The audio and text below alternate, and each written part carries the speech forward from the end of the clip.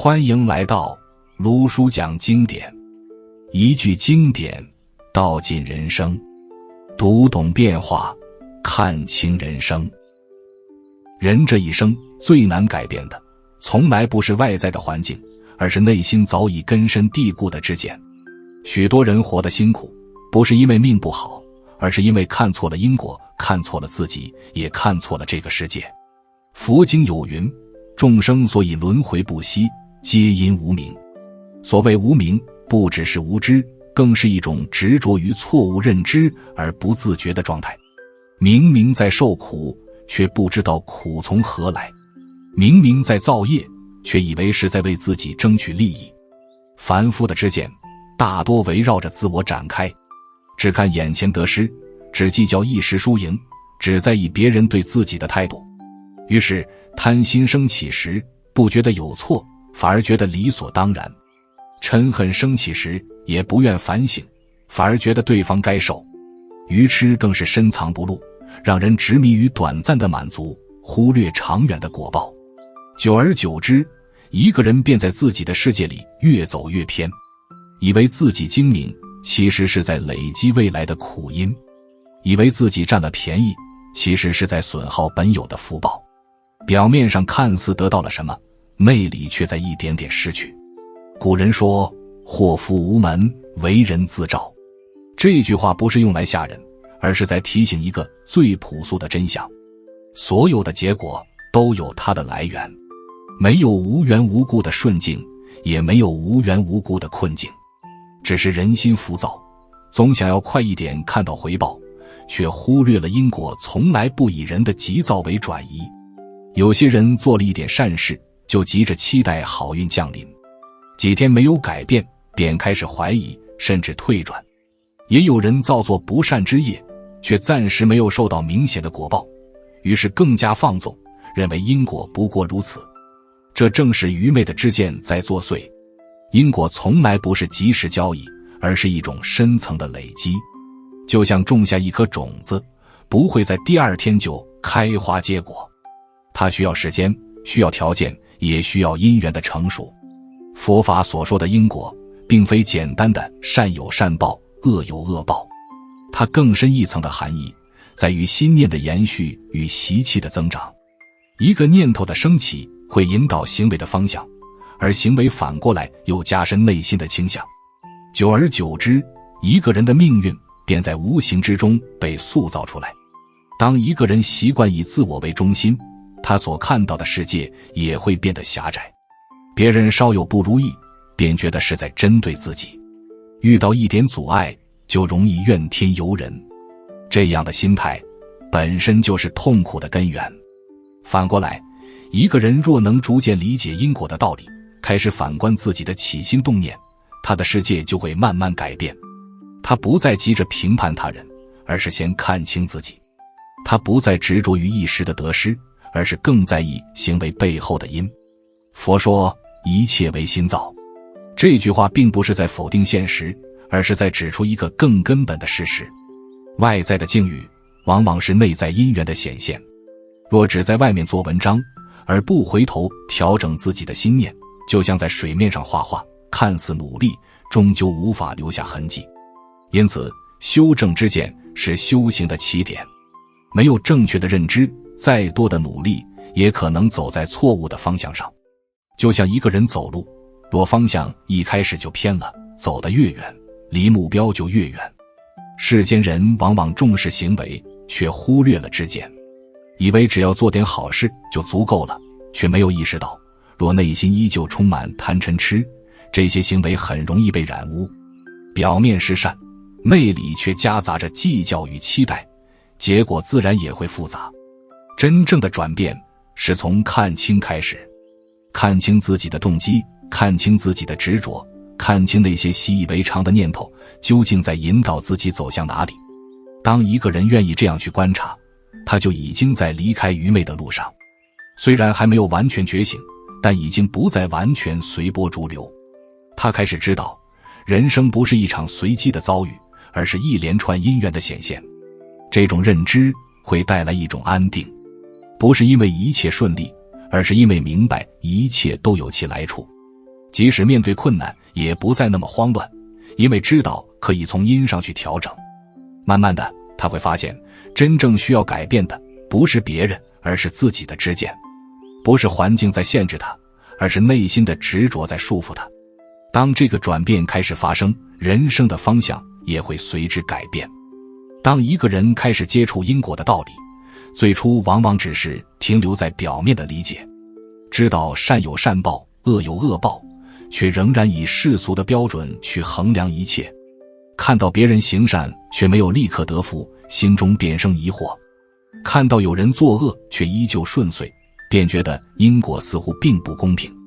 这样的疑惑其实正是从凡夫之见中升起，因为内心仍然执着于眼前的结果，而忽略了因缘的复杂与深远。佛经中常说，业有轻重，报有先后。一个人的现状并不是单一行为的结果，而是无数因缘交织的呈现。有些果报来得快，是因为因缘具足；有些果报迟迟未现，是因为条件尚未成熟。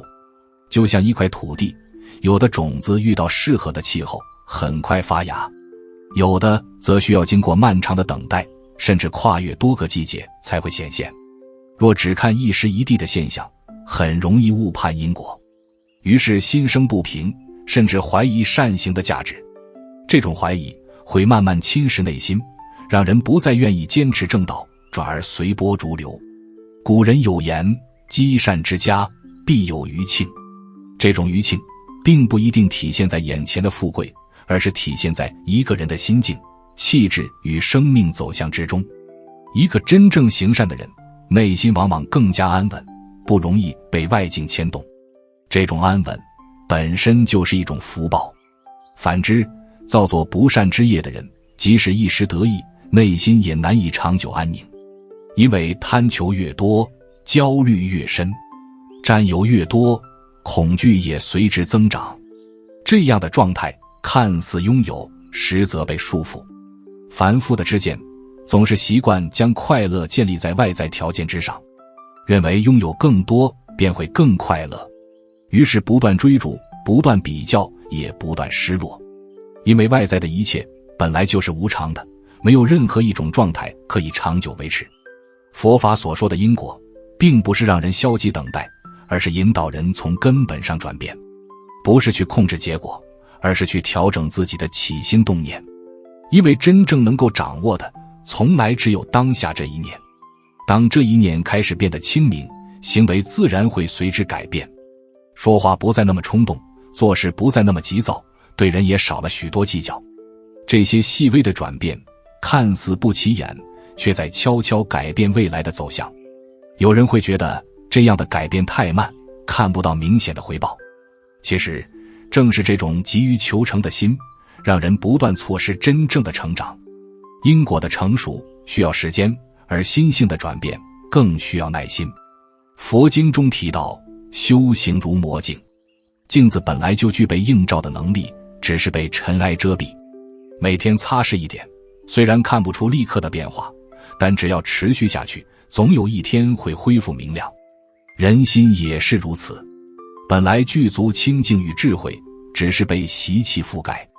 若总是用旧有的知见去看待一切，那么无论经历多少事情，都难以真正觉醒。愚昧的知见有一个很明显的特征，就是总是向外看。遇到问题，第一时间想到的是别人哪里做得不好，而不是自己哪里可以调整。久而久之，这种习惯会让人越来越固执，也越来越难以改变。真正理解因果的人，会慢慢学会向内看，不是自责，而是清醒的观察，看到自己的贪心如何升起，看到自己的情绪如何变化，也看到这些念头如何影响行为。这种观察并不会让人变得消极，反而会带来一种力量。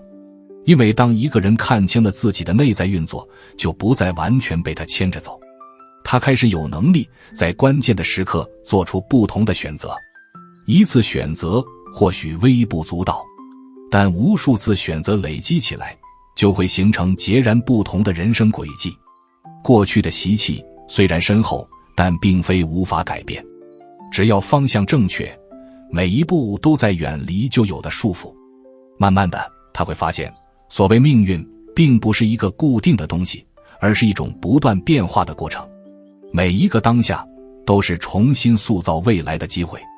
当这样的认知逐渐稳固，内心也会变得更加踏实，不再急着证明什么，也不再执着于与人比较，更多的是一种安静的努力，在无人看见的地方默默修正自己。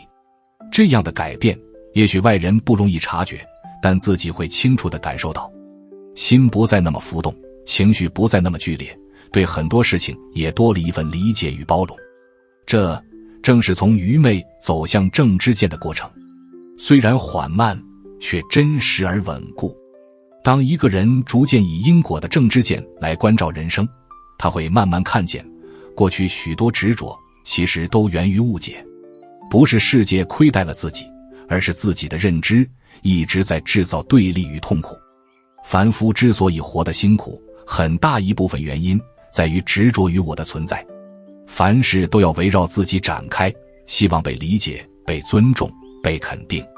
一旦这些期待落空，内心便起波动，甚至生出怨恨。这种以自我为中心的心态，看似是在保护自己，实际上却在不断制造烦恼。因为外在的一切从来不可能完全按照自己的意愿运转，越是执着控制，越容易感到失控。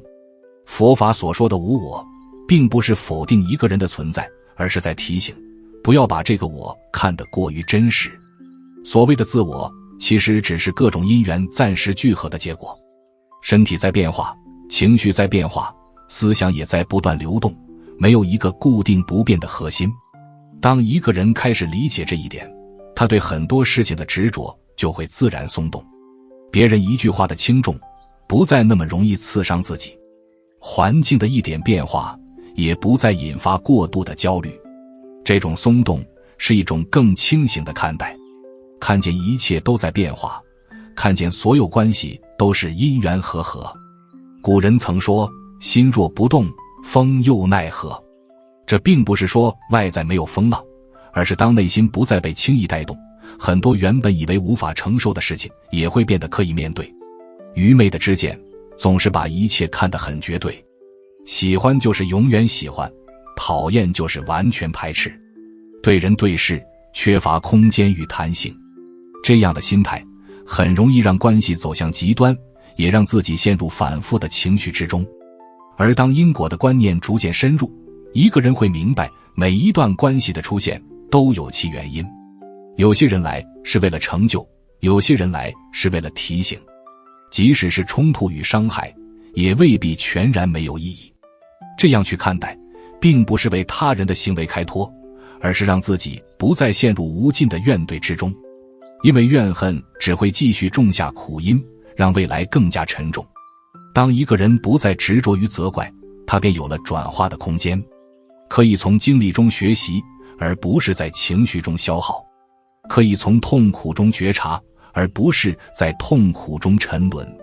佛经中提到，烦恼即菩提，并不是说烦恼本身是好的，而是当一个人能够看清烦恼的本质，他反而成为觉醒的契机。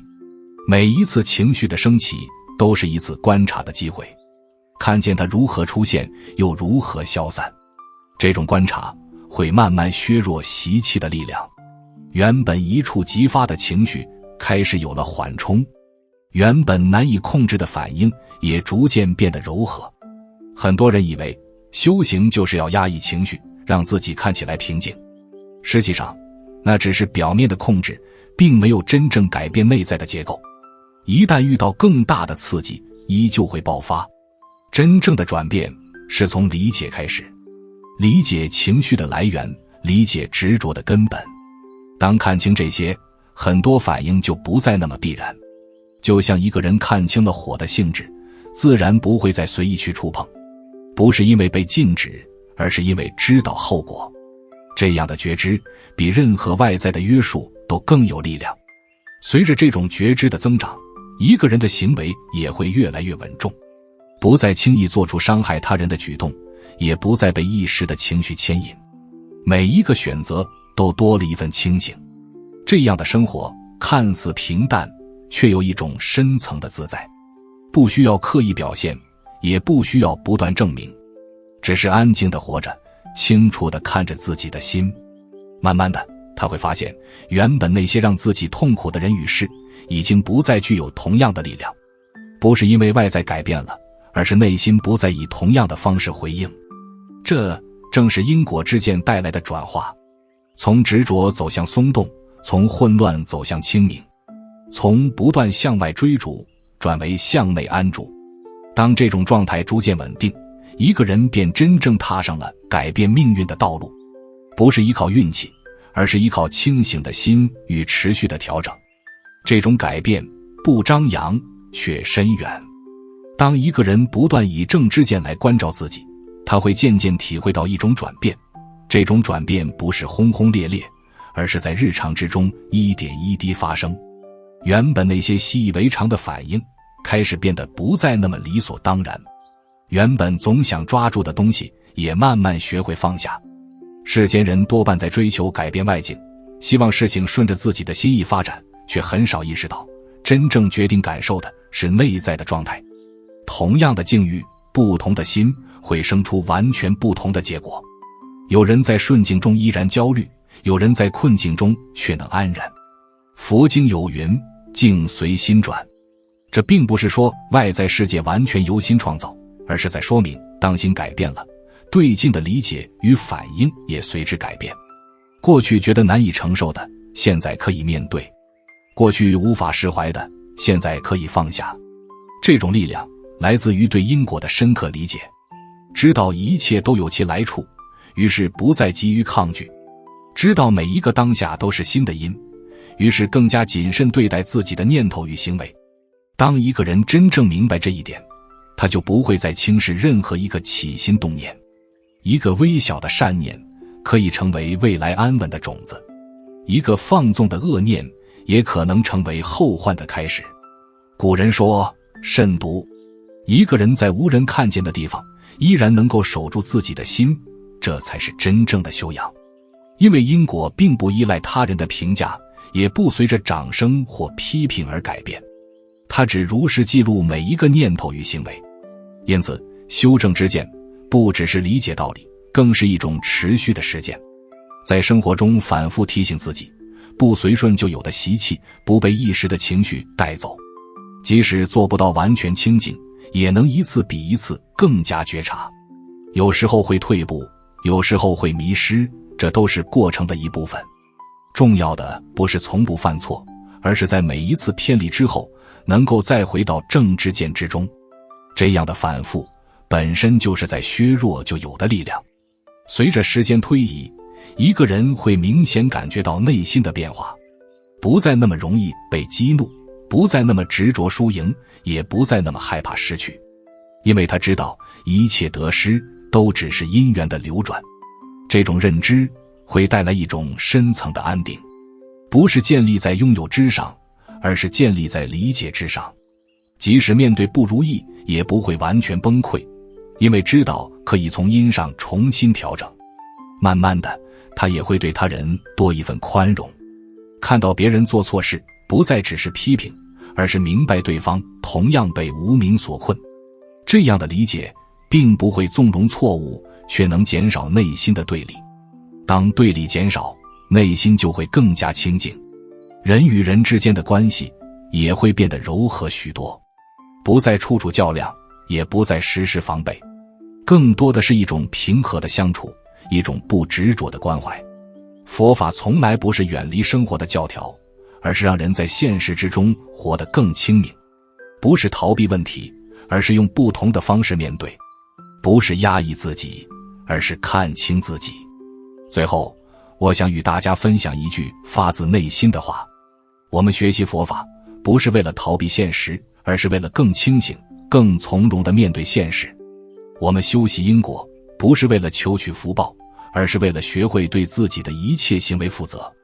当我们真正明白了这个道理，我们便不会再将希望寄托于外在的神灵或命运，而是会牢牢把握自己的每一个当下，用自己的身口意去创造属于自己的未来。愿我们都能以佛法为明灯，照亮内心的愚昧与自私。愿我们都能以因果为州阀，度过人生的苦海与迷津。在这条修行路上，我们或许会跌倒，但每一次跌倒都是为了更稳健的站起。我们或许会迷茫，但每一次迷茫都是为了更清晰地看清方向。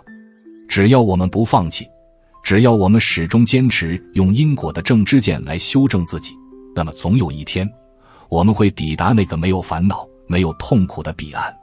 感恩诸佛菩萨的慈悲加持，感恩历代祖师的智慧传承，也感恩我们自己的发心与坚持。愿将今天共同学习的一切功德回向给所有众生，愿一切众生都能远离愚昧与自私，开启智慧与慈悲，离苦得乐，究竟解脱。如果这一集对你有所提醒，欢迎订阅卢叔讲经典，并开启小铃铛，让经典的话在你需要的时候再次出现。用经典照见人心，用时间验证智慧。我们下节课再见。